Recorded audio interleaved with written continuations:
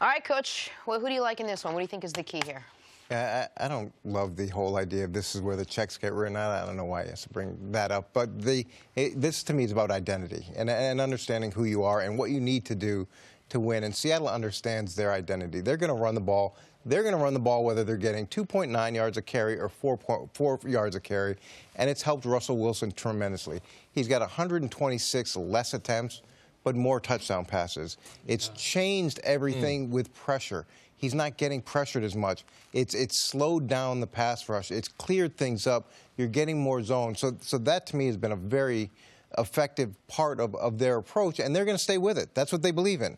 Now, Dallas, they didn't know who they were, and then they looked like they knew who they were, and then they got Amari Cooper, and there's a week or two where they went through a little bit of a transition. It's got to start with the run game first for them too, and then Dak can't press in this. Can't they subscribe to the same offensive format that has made Seattle so successful? I mean, they have the tools in place to do it. It's hard to do if you're not successful early. That's Coach's point about whether it's 2.9 or 4.9. What a lot of every but Seattle does even when it's 2.9. Right, but it's hard to do. Like, that's the point. Every team, I feel like, says, or the vast majority says, we're going to be tough. We're going to be physical. Everyone wants to be more physical. Everyone wants to establish the run. Yep. And then if you go 3 and out, if you're in 2nd and 9. It's Mike Tyson. Then you get punched. And then you're like, oh, there goes my defense. What do I do now? My nose is bleeding. I can't see out of my left eye. Broke my back. They lose patience. And teams want to be successful, and offensive football is measured on first downs and points on the board. And when you don't have that, it's hard to remain patient in the game, especially in a playoff game. You have to have the culture says, listen, we're going to grind it out. We're going to play to our defense and our special teams. Guys have to know that. And in Seattle, because they've had so much success with their defense, and their head coach is a defensive-minded coach. It's easier for a team like that to keep that philosophy because the head coach is defense. Jason Garrett, former quarterback in the NFL, offensive coach, offensive philosophy. It's hard to remain patient like that when your philosophy is totally different. In Seattle, it's ingrained in them. In Dallas, it's a bumper sticker. Can they make it into a T-shirt? Can they make it into something that Philadelphia was able to ride throughout the postseason last year? And, Coach, to your point about Russell Wilson, you can argue this is the best year of his career. Most touchdowns, fewest picks, highest rating, while being asked in theory to do the least. But where he's been particularly brilliant is the fourth quarter, and that's kind of been a trend for him throughout his career. He is one of the best. You and I haven't talked much about Russell Wilson. I have to imagine he's one of your favorite quarterbacks because he has proven it time and again in the postseason in big moments. And one thing he's done this year that CU seized on, they're not turning the ball over. Like, Dallas is not going to get extra possessions. Half the games Seattle's played this year, is that right? Half of them, they have had 0 turnovers. Coach, I'm going to let you coach a team that out of 16 regular season games, you're going to have 0 turnovers. In 8 of them. It's amazing. It's amazing. It's amazing. 11 turnovers for the season. That's why they have the #1 turnover margin in the league. They forced 26. That's a good number. But 26 forced turnovers is usually not enough to give you the #1 plus-minus in the league. But when you only turn the ball over 11 times all season, it is good enough. So that's why, for Dallas, it was interesting in that highlight that we showed. It was a big Dez Bryant touchdown. That game was the last great Dez Bryant game we've seen in the NFL. He was excellent in the second half. He was a big part of the comeback. And Dak was excellent in the second half as the Cowboys came back, or came all the way back against Green Bay.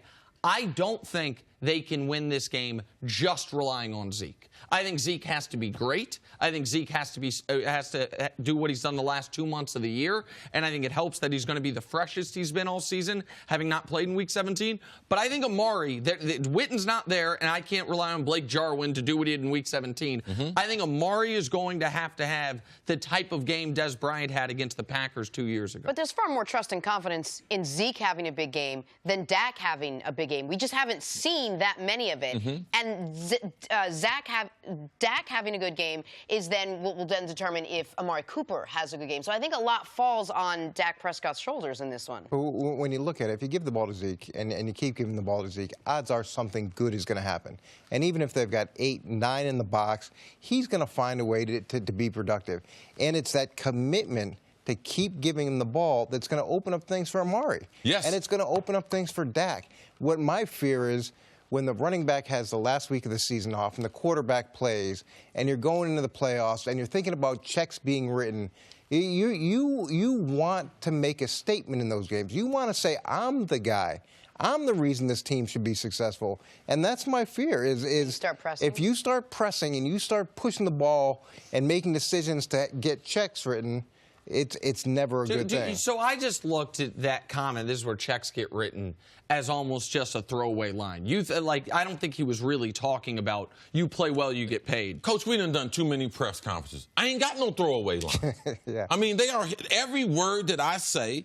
Not only is it going to your locker room, it's going to your fan base, it's going to the opposition. So you don't have no time to be wasted. Look at the veterans when they do these press conferences. Man, there ain't no throwaway line. You know what I took that as? That's not.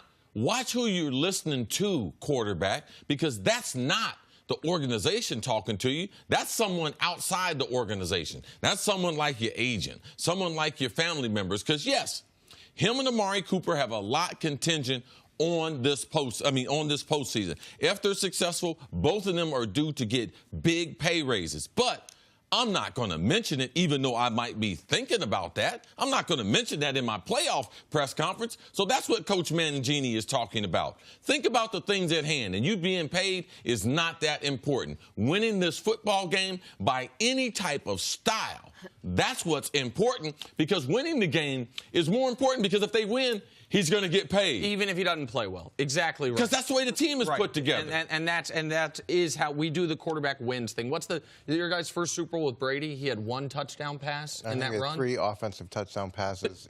Three offensive touchdowns. 3 offensive touchdowns in the playoffs. In the playoffs. But Brady got crowned a champion and a winner, as he deserved, and then had the statistical production later. Go ahead. But again, the checks being written, as soon as I heard that, I thought, okay, are you thinking about yourself here? Are you thinking about establishing to the world, I'm a really good quarterback. Yep. I'm completely underrated. You don't understand how important I am to this team. And maybe I'm reading too much into it, but that's what I took away. And that, to me, is the biggest fear in Dallas is if you're going to start to try to press to get a check written, that's when mistakes happen. There's 2 things I want to watch in this game. Seattle, one of the best tackling teams since Pete Carroll, has been there. They get you to the ground, regardless if you're a runner, a pass catcher. So I want to watch Ezekiel Elliott. How many yards does he get after contact? And I want to watch Amari Cooper. How many yards does he get after the catch? Because if he's pressing like the quarterback, Dak, watch for Seattle to create some fumbles, because Pete Carroll and that defense, man, they get after the ball. So watch yards per catch, which might force some turnovers if Amari. I'm looking for Amari to have a big game. And talking to Sanjay Lal, they were looking forward to this stage, one-on-one coverage on the outside, free access. They believe he can be very, very productive. Go ahead, Jim. Well, I was going to say, you said that earlier when I said these are 2 teams. If you look at them, both 10-6, both mobile quarterbacks, both great defenses, what differentiates the 2? And you said it's going to come down to big plays, who can make more of them, and that's when I think you look at the quarterbacks. And Seattle, listen, Doug Baldwin gets the headlines. Tyler Lockett this year was targeted 70 times, had 57 catches, 965 yards, 10 touchdowns, and a perfect passer rating when targeting Tyler Lockett did Russell Wilson have, which is, on that number of attempts for the year, is unprecedented in NFL history. He's a big play threat. He's the guy that can take the top off the defense. And when you talk about tackling, Bobby Wagner, who is another, once again, going to be first-team All-Pro, I believe. We talk about the linebackers for the Cowboys all the time. Sean Lee, Van Der Esch, Jalen Smith. Bobby Wagner's been as good at that spot as any player in the league. According to Next Gen Stats, misses less than 1% of his tackles over the last 3 years. He will get people on the ground. The Bobby Wagner and Zeke matchup, when they see each other in the second level of the defense, that's one to watch as well. And Russell Wilson, too, when he is able to hold the ball longer, his numbers skyrocket. And because people aren't pressuring him, because they have to honor the running game, because people aren't rushing with the same aggressiveness because of the running game, he's able to hold the ball longer, and that's where a lot of those big plays come for Russell. Once you get to the playoffs and both teams match intensity and they both know how much is on the line, how much of the game comes down to strategy and coaching when you put Pete Carroll up against a guy like Jason Garrett? Yeah, we don't like to do which coach is better. Which coach is going to make adjustment. Pete Carroll's proven himself. at all levels is an outstanding strategy, also a guy who will take a chance. Jason Garrett, he's under the microscope there in Dallas with lack of productivity in the playoffs. But they've done a good job as far as adjusting this offensive line, adjusting their running attack. It's in this pressure situation.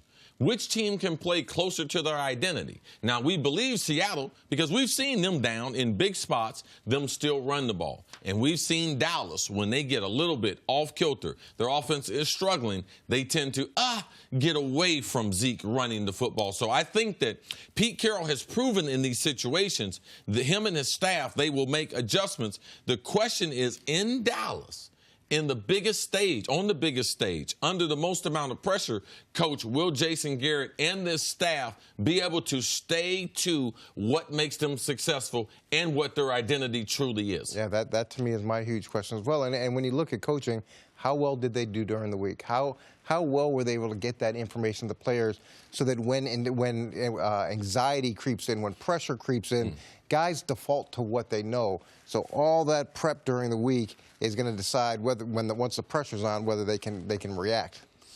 Thanks for watching. Subscribe here to get the latest from the show. Also, be sure to check out more of the best clips from First Things First, or go watch a few segments from our other shows on FS1.